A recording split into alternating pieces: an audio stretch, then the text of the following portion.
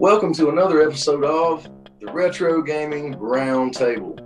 And this time, I'm the host. Old school games and stories. Game Shark is running the show, fellas. And always with me are my esteemed colleagues and good friends. We got Joel from the Poor Man's Retro Game Room. We got Mark from Dad Racer. And we got Jason from Kinda Cool. And guys, look who has stopped by to hang out with us this time. We got John from Retro Projections. What's going on, brother? Hey, how you doing? Thanks for having me. Oh man, I wouldn't let you miss this. This is going to be fun. Yeah, I can't wait. I just gotta say, man, I remember talking to you because of this show quite some time before you ever started making YouTube videos. Oh yeah. So this has been a lot of fun seeing your progression. Love watching your channel, man. If you don't know, the name implies that Retro Projections. He's playing old school video games on a projector on his wall. But I got to tell you, John, there's only one thing that I see wrong with your videos. It makes me want to be sitting right there beside you on the couch playing on that huge screen on the wall. But anyway, thank you for being here, man. We appreciate it. We're going to have some fun tonight. So yeah. All right. So, fellas, been watching anybody lately? Got anybody you want to talk about? Joel, you got a shout out for us? Yeah, man. We've had him on the Retro Gaming Roundtable, and I don't know. I wanted to give him a shout out. He gave me a little shout out, and he is the current YouTuber of the month, and that is Chris from the Real Bit Wars, and Duff, and Wally has made a few appearances as well. So that's my shout out. A genuine dude who knows what he's doing and has been in the game for a long time, and I just really enjoy watching his videos. So that's my shout out. The Real Bit Wars YouTuber of the month. Yeah, he's awesome, man. Had a lot of fun working with you and him on the Shark Week video. That was awesome. Yeah. John, you got anybody, man? Oh yeah. A channel officially captured. I was just, searching through like you do in YouTube land, and I saw this channel that it was new, like a week or two old, and I just started watching, and he's got a lot of Nintendo stuff, but I like Nintendo, I really do. I really do. And so I was watching, and I subbed, and he sent me a message through YouTube that said, "Thank you for being my first subscriber." I was like, "What? Hey. What's going on Very here?" cool, man. And I was like, "Wait, how does he know that I'm his subscriber?" But whatever. He's starting out. He's doing just awesome stuff. He's just getting direct capture.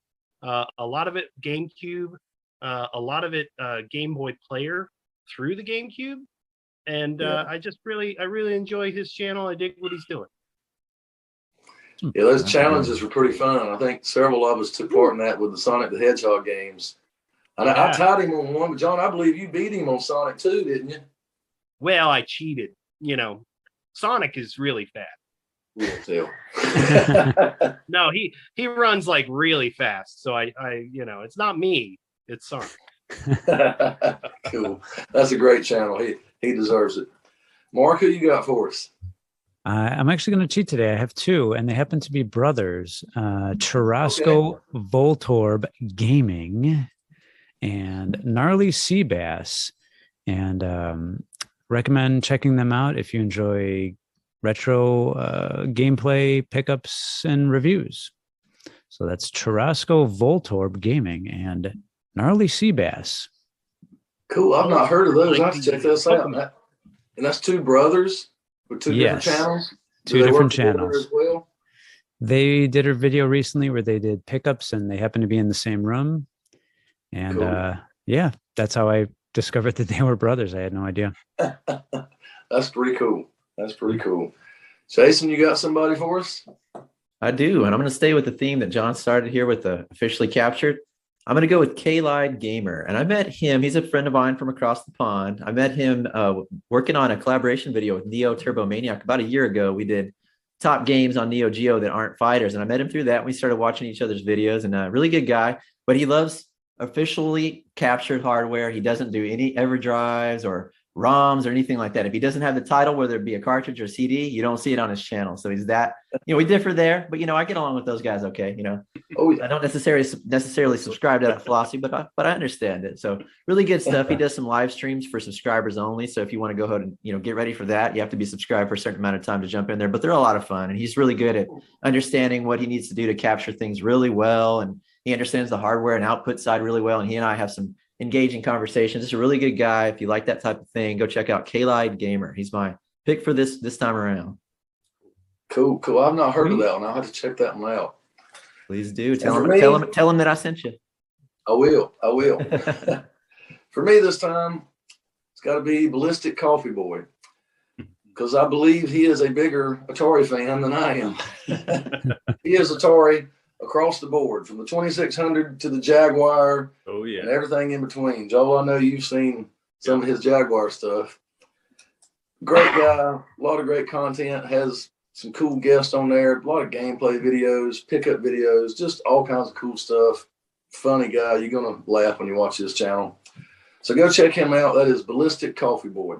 And he's growing quickly too, isn't he? Oh yeah, he should be. He Yeah, should be. exactly. He's fun to watch. He's entertaining. Yep. Absolutely. All right, guys. Good So pick. I have called you here tonight to look at something that I have recently picked up. This is going to be a little different format here. It's so odd. I just had to bring it on here and let you guys talk it out and see maybe what you think this is. I picked this up on eBay. It was in a lot of Atari 2600 games. I don't know how this slipped by anybody else, because I put in a pretty high bid for it. My max bid was like $60 some. I thought, I'm going to get this. I thought if it goes up past that, I may even go higher than that. I thought it would. I ended up getting it for $5.50. what? The whole lot? Yeah. That's awesome. I'll show you all the other games. I'll tell you why I think it maybe slipped by. Maybe, I don't know. I'm just guessing here. The other games in it were very common, good but common games. Kaboom, Video Pinball, Combat, Space Invaders, Donkey Kong. There was one that I didn't have here called Rock and Rope. I've never even heard of that one, but I didn't have it, so that's cool. So they take a picture with it flat, looking down on the table, and they've got this thing up here in the corner. I'm thinking maybe most people would just look at that first picture and see all these games. If you collect for the 2600, you've already got all these games.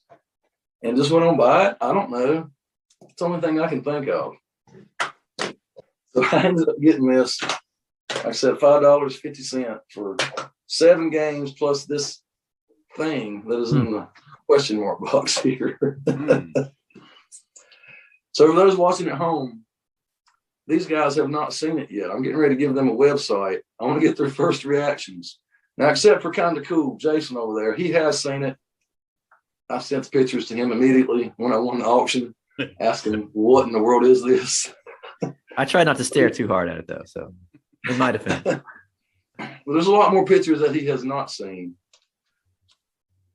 But that's kind of what we're doing here. I'm going to show these guys as a surprise, and then we're going to talk about it. I'm going to go around the room and see what they think. And then we're just going to discuss this thing and some ideas about what maybe it is. I don't know. But it's going to be fun. I can promise you that. Sounds good.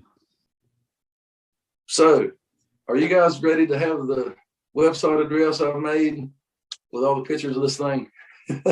Hit us with it. Hit us. Okay, Let's do so it. I've made a free Weebly page, and Weebly is spelled Weebly.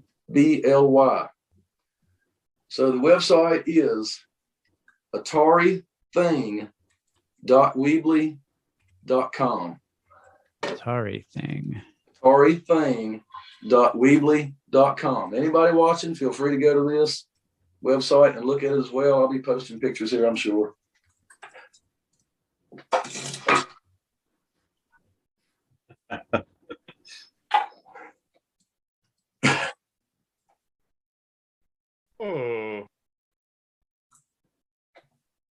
Everybody got it up? Yeah.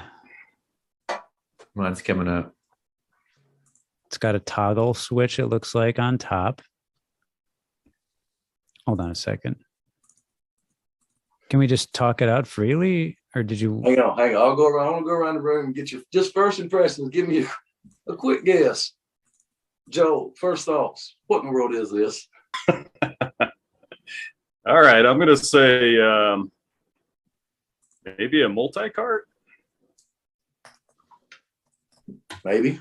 That's all I got, because like the toggle switch, I'm trying to figure out what that switch would do, and that man, that's that's what I'm going with right now. Multi-cart. First thoughts. What is it, buddy? I think it's a. I don't want to rain on your parade. I think it's a dev kit. Yeah. I think you write a ROM and you plug it in that green chip, and I think the switch is probably for PAL or NTSC, 50 hertz, 60 hertz. Ooh. All right, Mark. What is That was it? going to be my guess, some type of development board. It looks like it's in the shape of a cartridge. It is. It's a I mean, cartridge. It fits in the system. Yeah, I mean I'm with John. I think it's some type of development type of cartridge. All right, Jason, you've seen it. You've had a few days to look at it and think about it. What do you think it is? I'm with you guys, man. It's the same thing I said too. Those are two things that I actually had in mind. Was it a developer cart or some sort of crazy homebrew cartridge for like a ROM card type thing? That was but the more I looked at it and the more I thought about it, the more I was kind of steering towards the dev cart idea. So I'm with you guys. I think we're all kind of on the same page with this for sure. I was thinking flux capacitor or something. I can tell you, if the roles are reversed and one of you guys pulled this out and asked me and you went around the table, I'd be like, I don't know, next. That is But I've had wild. it for a few days and of course started looking. And I can tell you that this is a genuine Atari 2600 thing. Don't tease us like that, man. Yeah, I don't have a clue what it is. I guess the what it question is. is, what happens when you pop that thing in a system, man? What does it do? Nothing. Okay. But I don't think it would. Yeah. But I think there might be a way. There might be a way to try it. Maybe. I don't know. You tell me. So here you go. Here's the board out of an Atari 2600 game. Uh-huh. Jason, John, do you think if I unsoldered that and took that ROM chip off, stuck it in there, plugged it in, do you think it would play this game? Well, possibly. I think it's going to require a certain amount of like the pin's going to have to be structure's going to have to be pretty sound to drop in that, because that looks like one of those like EEPROM. Drop the hammer down to make the pin connection with it. It does. There we this go. little piece here drops, and then you lock it back in.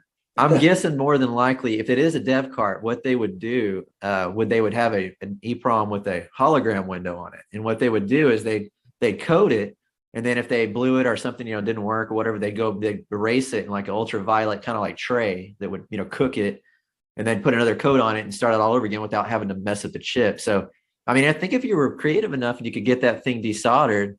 If you had the technical know-how, you'd probably drop and still be able to drop it in that thing. You might get something out of it for sure. But I would also think you've got a 50-50 chance though, because you gotta check and see where the power goes through those chips, because you could put it in backwards and fry it. I wondered about that. Which way does it go? Would it go this way or this way? Yeah, usually they'll mark pin one. Like pin one should be marked in some way usually, but that doesn't mean that it always will. So if you look at this ROM chip, there's a little hole.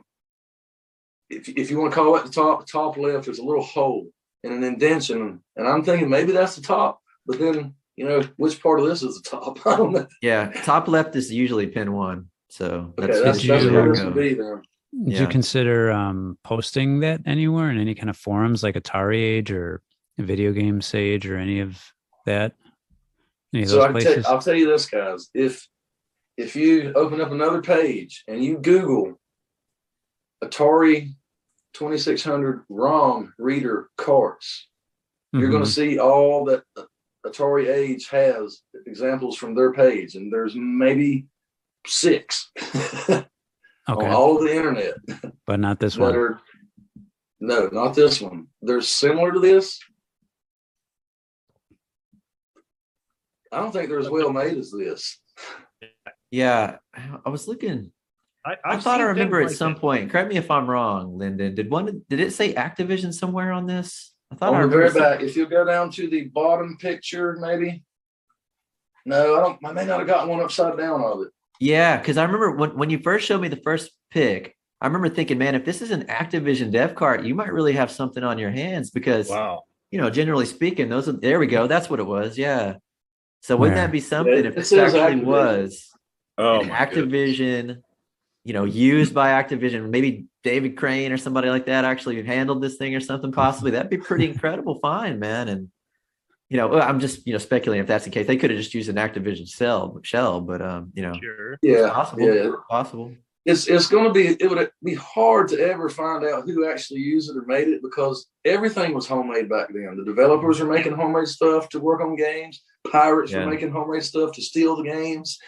Yeah. I mean, and unlike like a lot of the NES stuff and some of the later systems, there's a lot of like relatively easy hacks you can do to get a ROM cart working for the Atari 2600 too. So it's still in the realm of possibility that somebody hacked this thing up, not necessarily to make the game, but to play all the games, but It took a lot of trouble though, don't it? yeah, well, I mean, it could be, but I mean, if you could get, a good portion of the library in one card, it would be worth it if you could pull that off. But I still hope, and I'm leaning towards that maybe this is something that Activision, that would be the dream scenario, would it not? That somebody Sure, at Activision did sure. this thing, I can tell you this: my next door neighbor, very good friend of mine, he started his tech career in the Navy in Vietnam, programming laser guided missiles and radar equipment. And in the late 70s, early 80s, he worked for the Arizona State Power Department. He was their head of IT for the whole state. And he said back then these chips were very common. You could buy them by the cases, like 10 cents a piece. All of their electronics used the same chip that the Atari 2600 games used to run their stuff as well. So, of course, he had the reader for it. And everybody that got an Atari game would bring them in. They all had a group. They would copy these games and rewrite all these chips they had and would sell them for $5 a piece. And all you needed was the board, and it just fit right in there. And they were copying these games by the dozens all the time because you could get these so cheap. To do it like this seems a bit much. It'd be like a lot of trouble. Why not just rewrite the board? Because they come like that, writable, don't they? Or wouldn't they have back then, Jason? Yeah, I mean they came blank, so you could apply a code to them, but over time, obviously doing that over and over again would get expensive. So that's why they had the rewritable versions as well that had the window on top of them, so you could clear them out and use the same chip over and over again. So, and all that stuff has come down in price quite a bit. You can get an EEPROM clear, basically it's like a tray with a UV light. Just put them in there. You can get those on eBay for $20 or $30, and even the EEPROM writers have come down considerably where you could do that as well. So, I mean, the things that used to be thousands and thousands of bucks are now, $50, $75 on eBay or something, Make so, your own. Since you have that card, Lyndon, I would even think it might maybe an idea to start playing with that a little bit, and maybe grab one of those EEPROM writers and see if you could. I'm sure you can get the code, pretty easily off the internet and dark spaces of the internet, right? And pull it down and see if you can flash it to one of those chips and then pop that bad boy in that card and see if it fires up. And if I were you, I would start with an Activision game, because if you're thinking if it is Activision, then more than likely, This is Mega Mania. My label is coming off, so that was the one I chose to. I hadn't put it back yet. I was like, let me take that one off since the label is off, and I hadn't put it back, so I didn't want to mess one up. Since you can't take an Atari game apart without messing up the label. Yeah, exactly. I wonder what would happen if you messaged the seller and say, it was I wonder if that would go anywhere. Oh, a thrift store in Indiana. It's a seller I watch because periodically they get video games and they'll put them all in a group and sell them on their site on eBay. So it's somebody I watch pretty regular. This one just happened to show up. Huh. I was going to say try and message them, but I guess if it's a thrift store, they might not have a story. It go was with in it. Indiana. I might could look back and see exactly what city it come from, but that's all I can remember right now. Thrift store in Indiana. Yeah. Did you guys see the 4th and 5th picture with the date inscribed on the top of it? One. Did we notice it? You mean? Yeah. Right. Did you notice the? Is that 82? I can't see. Yeah. Yeah. It says 5/21/82. Yeah. Huh. And for our Okay. friends across the pond, it'd be 21/5/82. Yeah. I mean, that puts it right in the realm where you'd want it to be time wise. And is that a red button on the top of the cartridge there? What It's is just- that little red oval? It appears to be a sticker of some Oh, sort. just a sticker. Okay. Mhm. Man. Fascinating. You got me stumped. Yeah, man. If it were me, I'd just like start posting it to forums and see what Well, happens. what you could do is if you send that down my way.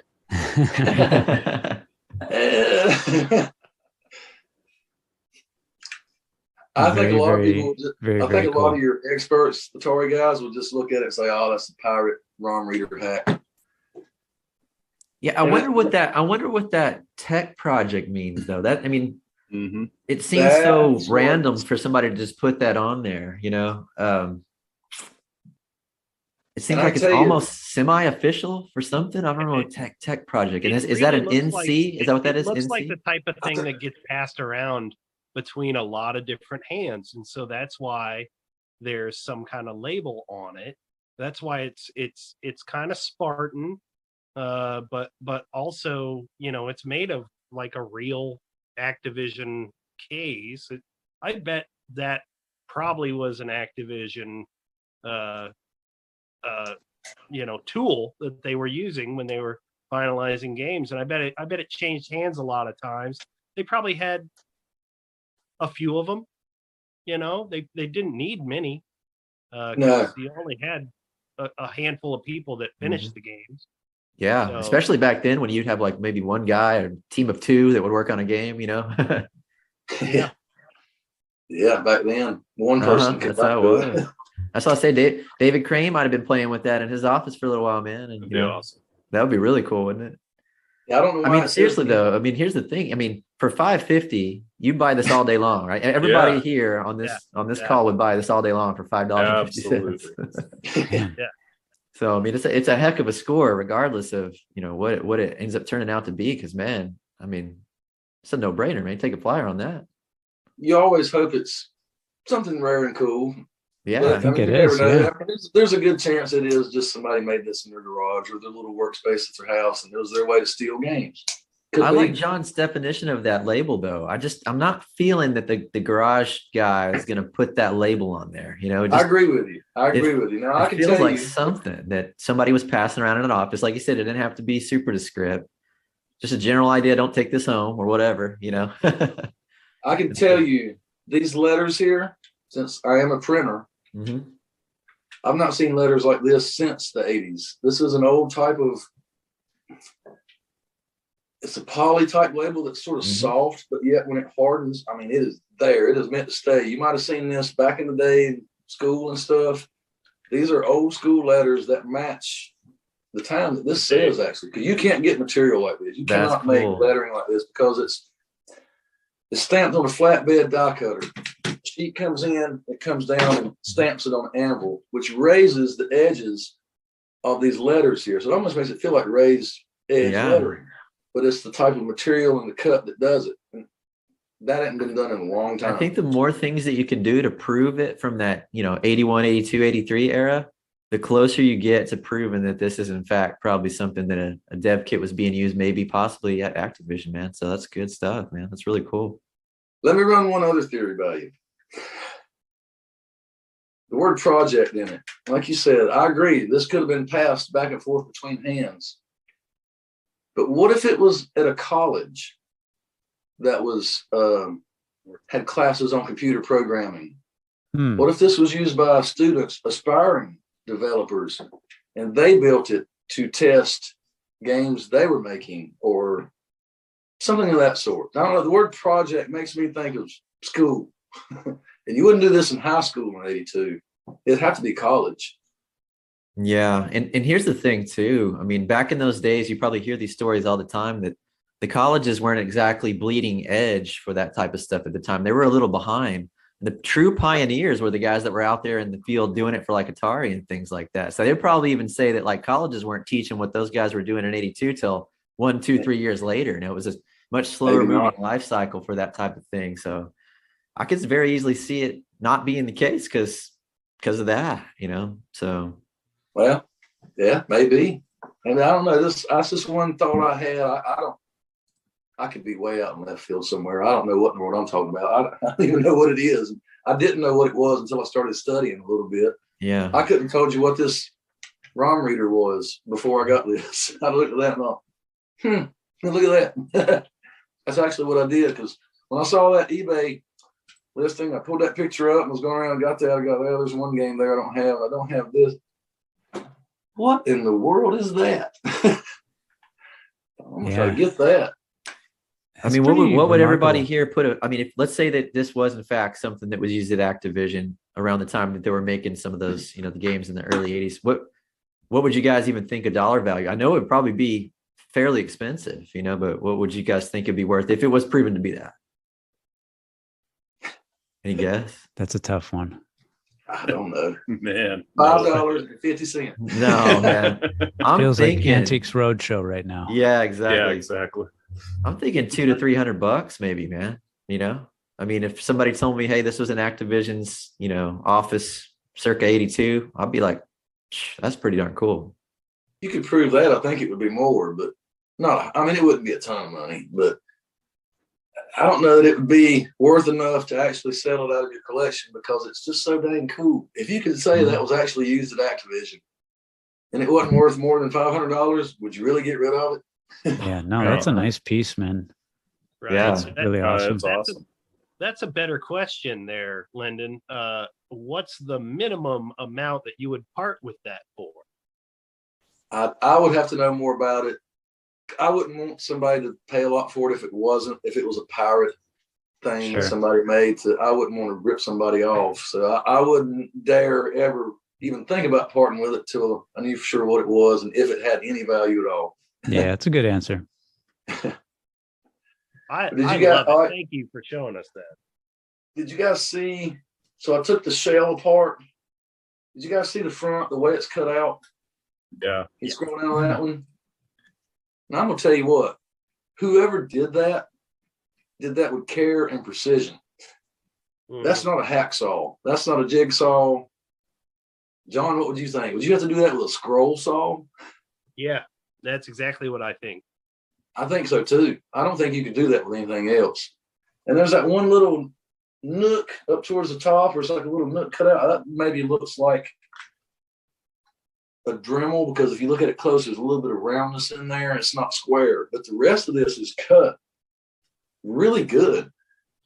Yeah. Some of the other ones, examples you can see, like if you were to Google Atari ROM reader carts, you're going to see them hacked up, big globs of glue underneath the ROM reader stuck to it. This really looked bad. Nothing like this. Like I said, whoever cut that did a pretty good job. I don't know that I could do that with my scroll saw. What is the? I might mess up 2 or 3 of them before I got it to look like that. There's a toggle switch on top, but then there's like a green. That locks the chip in place, right? The green thing, you open it up, push it down, it opens up these little clips here, and you put the ROM in there and then lock it down so I guess it don't fall out. I didn't even notice that for about 3 days. I happened to see a picture of another one with this thing sticking up, and I thought, oh, look at that. Oh, mine does it too. NC. Well, it's figures it should come home, don't you think? Right, exactly. I mean, I have no idea. Could that be initials for somebody, something? We ought to go through Atari's employee history around that time and see if there's an NC in that company. Yeah. I guess that's an idea. Now, Activision was Atari, right? That was their No, kind of, they were kind of famously doing their own thing, if I recall correctly. they weren't connected They- in any way. I couldn't remember. They Yeah. were. I thought they worked for Atari, Mhm. and they left. They split, and yeah, made their exactly. own company Yep. What because year they was were that? not getting paid enough and they wanted to create their own. That's what I properties. recall too, something like that. Yeah. Mhm. That's how they started. And that's There you why go. There's a got all mission these for you, man. Go figure out awesome- who the NC is on that team, right, Lyndon? Yeah. I mean, let's Yeah. let's say you come back with somebody who's got initials NC. I don't know, man. It's starting to look like a smoking gun a little bit there. Mhm. You put all this stuff together, man. You might have been able to figure out what this thing is here. I'm probably not that lucky for it to be anything Oh man, that I cool, don't know. but Oh. I mean, who knows? It's very interesting. I'm gonna definitely try to dig further into it. Well, I'm Just to Googling see. the heck out of stuff right now, trying to find. Yeah, me If too. there was It's only like- some way we could figure this out, right? Yeah, we'll probably be You never searching. know the magic of the internet and YouTube, and who knows who all will see this. Yeah. So the crazier things have happened. People finding stuff that they had years ago. You never I know. wonder if you could like somehow find contact information for somebody that used to work for Activision somehow. I don't know. Tweet it to them. There you go. I thought about definitely posting it on the AtariAge.com. Yeah. They, like I said, they have one page with some homemade ROM reader carts that they're actual carts that plug into it. Like I said, they Yeah. don't look anything like Yeah. this one. They're way more crude and just not as well made. I think you got nothing to lose by sending that. I mean, they might It could they have might been a have pirate. nothing. Really Yeah. proud of his stuff. He wanted it to be perfect. Pretty awesome, man. And so you said that the eBay posting for the lot, I think the first photo you said had just the games, and so you Mhm. thought that people probably passed that up. That was the reason. It's just a theory. Like I said, it was Yeah. a top-down shot. The game's all laid out, 3 rows. And I showed you the games. They're all very good, but very common games that anybody that collected for this system would already have. And this is a good tip, you know. I mean, if you come across a lot, you know, don't just look at the first photo, look at every photo, see what else is in there. Yeah. Yeah. And there was a couple of pictures of this extra, and those are the ones that I sent Jason as soon as I won it. What is this, man? I can also tell you, I have showed this to a couple other people in the group, but they're not here right now. I showed this to our buddy Jake at Juliet India Mobile. Mhm. Nice. His first question back to me is that a dev cart? Same thing a lot of you guys said. And he went on to say it would be so hard to tell because, like I said, everything is homemade from them. Even developers you see some of their stuff, it's like chipboards with wires running everywhere, no casing on it. Yeah, I mean, isn't this green thing up on top kind of like kind of reminiscent of like a breadboard or something? Jason, you'll have to help me out there. I don't know. Is that Oh, I'm what you sorry. call it? I was looking at something else. Go ahead. What was the question? So isn't that- that like the green thing on top reminiscent of just a breadboard? That's kind of what the interior looks like. Yeah. There's a bunch of holes and Yeah, Yeah. it's just you just drop the pins in, and when you push the lever down, it makes continuity with all the pins. So that's all it really does, and also physically holds it in place at the same time. So Man, if you look at the back of that thing, you would really have to know where all that went and how to do all that. Which post on the ROM went to which pin down on the bottom. You'd really have to know what you was doing to put that together, I think. Yeah, I guess you're right. Yeah, look at that, the whole entire board. Yeah. I was basically going through looking through all Activision games, which is I think what Joel was doing too, Yep. from 82 and 83, and looking for the initials NC is what I was doing. well, So far, it might be the idea about a tech college. It might be something college in Yeah. C. it's true. Are there, Lyndon, can you think of any colleges with NC? I don't know. Well, let's see. A technical institute. There's A&T. This is an older school. But then how did it end up in Indiana? How does anything end up in thrift stores like they do? Yeah, I How mean, did you know, anything Yeah, end up? with enough time, they can make it all the way across the globe, right? Pretty much. sure. Who knows? I mean, there's so many questions here. We could probably sit and talk about this all night. That's awesome. It's so cool. Yeah, it's really cool, man. It's awesome. Very It's cool. Great find for 550. And you got Yeah. all the other stuff too, right? You didn't just get Yeah, that I for got it. 550. Got a few games. Most of them already got. The one game, Rock and Rope, I don't have. I don't even know what it is. I haven't had time to play it yet, but I will sometime. Coming soon to a Throwback Thursday near you. I don't know. I just so glad to have won that, guys. Man, I thought there was no way it's gonna, shoot to $300 in the last 10 seconds somehow, and I'm gonna miss my chance. And I was shocked when I won it for $5.50. That's amazing. That's amazing. Now all I want to do now is just go on eBay and just I know.